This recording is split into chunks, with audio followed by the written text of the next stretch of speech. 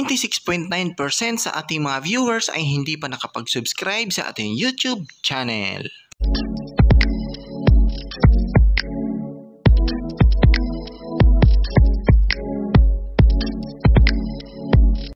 Disclaimer: this channel does not promote or encourage any illegal activities. All contents provided by this channel is meant for educational purposes. So what's up guys? So welcome back po sa panibago nating videos, and for today's video guys, ituturo ko sa inyo kung paano natin i-fix ang ating PayPal account na naka-red alert. So makikita nyo dito meron tayong PayPal balance na 11,757.46 pesos, at ang masaklap dito guys is naka-red alert po yung account natin. Submit info to access your funds. To continue having access to your funds, you will need to submit the info we've requested. So pipindutin po natin yung kulay red na naka-alert sa itaas natin para matingnan natin kung ano nga yung hinihingi ni PayPal sa atin. So again guys, normal lang po ito sa ating PayPal account basta wala pa gaanong transaction history. So dito makikita natin na we need some information from you. So hinanapan tayo ni PayPal ng provide proof of your address, provide your business information, at provide more info on your transactions. So dito guys, nakikita nyo na meron tayong tatlong resolve. So kailangan po guys na mai-submit natin yung hinihingi ni PayPal sa atin. At once na magkamali kayo dito, automatic na permanent limit po yung account natin kapag hindi natin ito masagot ng tama. So panoorin nyo po guys kung paano natin to sagutan ng tama. So provide more information on your transaction. So yun po yung unahin natin guys.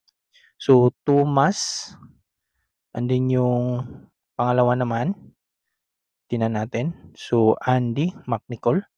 So yung transaction guys, kailangan natin titingnan kung sino yung hinahanap nila. So tatlong tao po yung hinahanap dito. Kung sino po yung mga nag-send ng payment natin, sila po yung hahanapin natin. So punta tayo sa ating PayPal home, and then pupunta tayo sa ating activity. So doon nyo po makikita yung mga taong nagsisend ng payment natin, at kailangan tugma po yung hinahanap natin na tao. So Andy McNicol. So yan po yung hinahanap natin. Pipindutin natin yung pangalan niya, or pwede nyo pong pindutin yung show all. Then after pag nakita nyo na po yung buong transaction, pindutin nyo po yung print details sa baba. Sa pinakababa makikita nyo yung logo na printer, and then may nakalagay na print details. So pindutin natin, and then i-download natin yung buong transaction na hinahanap. So dito sa itaas, pipindutin natin yung logo para mag-automatic save. Ayan. So after po ma-download po yung transaction na hinahanap ni PayPal, so again guys, kung ilan po yung tao na hinahanap, ayan po yung i-download natin. So again, pindutin ulit natin yung red alert sa itaas, yung submit info. Ayan. So dito sa baba, pindutin natin yung provide more transaction. Then hahanapin natin, ayan. So piliin natin yung services. So describe your item or service. So ikakopy nyo lang po yung ilalagay ko to sa description. So where do you sell your item or service? So social media like Facebook, then browse files. So click natin yung allow. So yun po yung na-download natin na transaction na naka-PDF file. Yan po yung i-upload or i-submit natin dito. And then click natin yung submit kapag na-upload na po yung file. So again, kailangan hindi kayo magkamali dito guys. Kasi once na nagkamali kayo ng sagot dito, automatic po na ma-permanent limit po yung account natin. So second transaction, I'll describe the items or services. Then click services. Then describe. So again, kopyahin nyo lang po yung description natin. Ilalagay ko to sa ating description guys. So where do you sell your item? So paulit-ulit lang po yung sagot natin dito guys. Social media like Facebook, browse files, then choose an action files, then hanapin natin yung pangalan. So, kailangan tugma po yung pangalan na magsa-submit tayo para hindi po tayo magkamali. Then, after that, click po natin yung submit. So, pagkatapos natin masagutan yung pangalawa, kailangan natin sagutan yung pangatlo. So, kumpletuhin po natin yan guys. Kasi bawal po na magkamali dito. So, describe your item or service. So, again, ikakopy nyo lang po yan. Ibibigay ko yan sa ating description. Then, where do you sell? Then, social media like Facebook. So, normal po yan guys. Tatanggapin po yan ni PayPal. So, basta tama po yung isasagot natin dito. Huwag kayong matakot na mag-resolve ng iyong problema. So, click natin yung submit sa baba. So, paulit-ulit lang guys yung more transaction natin. So, tatlo po yung hinanap ni PayPal sa atin sa more transaction. So, next naman guys is yung provide your address. So, document type. So, kung ano po yung ID na gamit nyo na merong address, driver's license, certificate, passport, residence card, alien card. So, may mga address po yan. So, i-upload natin. Then, submit natin. So, make sure na tugma yung address na ilagay nyo sa PayPal account nyo doon sa inyong primary ID. Ayan. So, go to account limitations. So, nakapag-submit na po tayo ng ating address. So, yan po yung pangalawa nating resolve. So, yung pangatlo is provide your business information. So, click nyo lang po yung resolve. Ayan. So, dito makikita nyo, tell us about your business. So, business name, kayo na bahala kung anong gusto nyo. At saka yung address. So, yung address ng iyong ID at PayPal account is match po. So, business category, computers, accessories. Then, what is the subcategory? Software. Then, description sa baba, I sell computer software. So, yun po yung pinaka-importante guys, itong tatlo na ito. Yung business category at subcategory at description. So, I sell computer software, online do downloads. So, online for downloads.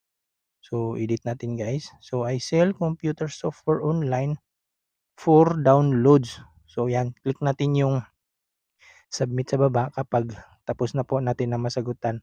Kasi yung sa itaas guys is pangalan nyo lang po ng iyong business kahit ano.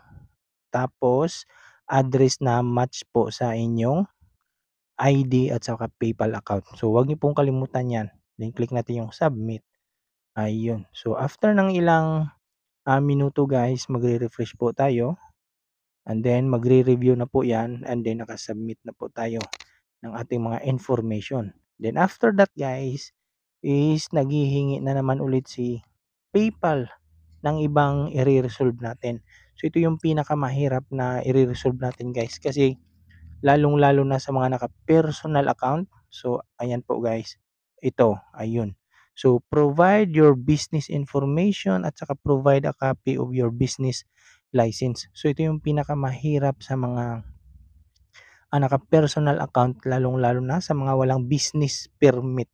So, ganito yung gagawin nyo guys. So, dito sa atin is meron na pong nakapag-submit na po tayo ng information.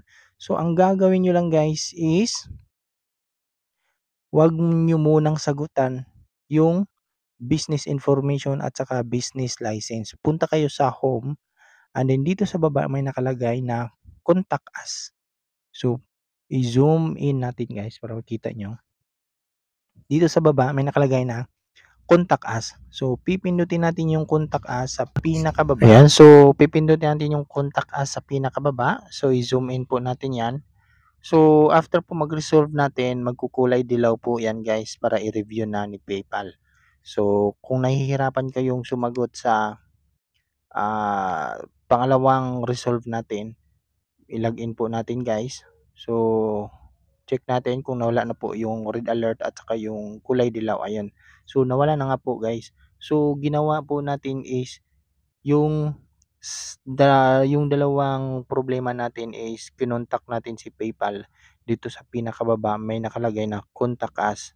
So, kapag wala na po yung red alert at saka yung dilaw, ibig sabihin malinis na po yung account mo at pwede mo na po yang i-withdraw yung balance na meron ka diyan. So, click natin 'yan.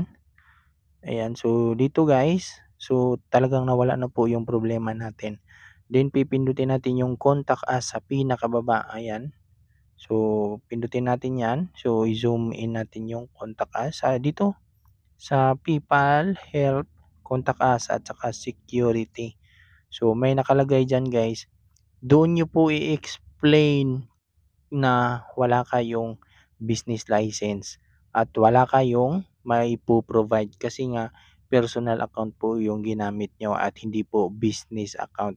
So pagkatapos nyo pong pindutin yung contact us sa baba, makikita nyo dito yung message us.